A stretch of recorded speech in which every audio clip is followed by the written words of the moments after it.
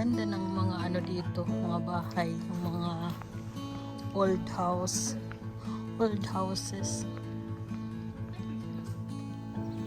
Historical place. Ang ganda dito. Mga lumang bahay. Yan ang mga bahay dati. Maganda yung church dito. Yan o.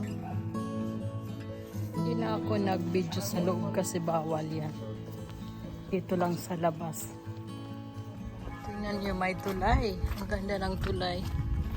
Tapos, doon sa mayroon. Was ist das jetzt? Was ist das? Tapos dito mayroon sapa. Alas 12 na siguro.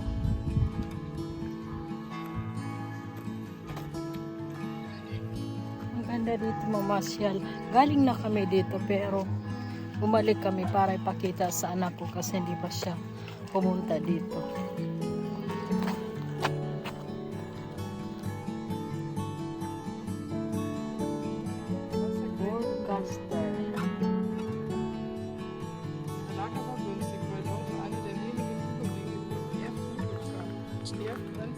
Diyan tayo pupunta.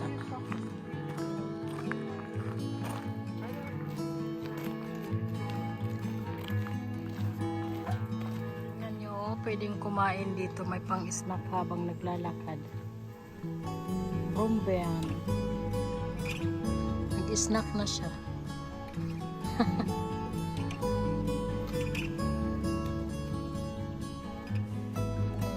Diyan may sapa. Maganda dito mamasyal kasi mainit. Maraming mga kahoy dito kaya nandito ka sa lilim. Bahay doon, maliit. Line na house. Shiba Garden. Pwede kang umupad dyan ng garden tapos ikaw ang maglilinis. May bahay na dyan na maliit pero hindi ka pwedeng tumira. Mga lagayan nyo lang ng mga gamit sa garden o kaya pwede kang kumain dyan. Pero walang nag-upa siguro kasi madamo. Ay, nabungkal na yung kahoy. Mag-rest. Bank. Pwede kang umupo. Yeah, doon may mga lagayan ng mga basura. Tapos, ayan. May cross. It's dagi weiter. Yun lang.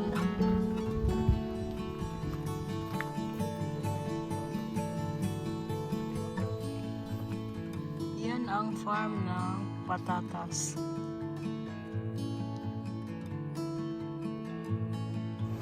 Yan ang Castor Sea.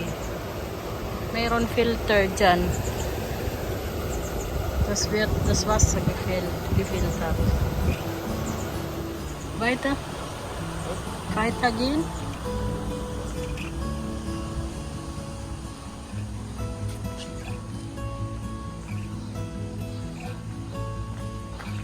Sa wald.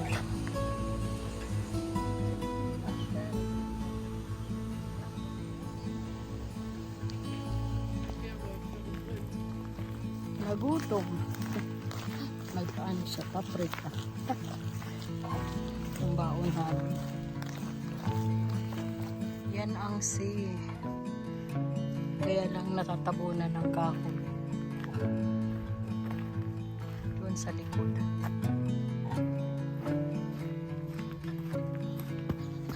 Aray, pauwi na kami mga sangkay. So yan, kitang-kita dito yung sea. Castor Sea ang tawag dito. Ang linaw ng tubig. Pero bawal maligo yata dito.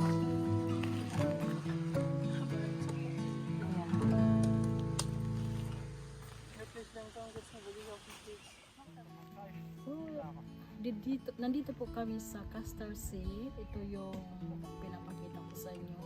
Naglakad kami dito ng mahigit 2 hours or 3 kilometers at mga 1 oras at uwi na rin kami mga sangkay. So ito po ang scene pinapakita ko sa inyo. Maraming salamat sa panonood. Hanggang sa susunod ko na lang ulit na vlog. Bye!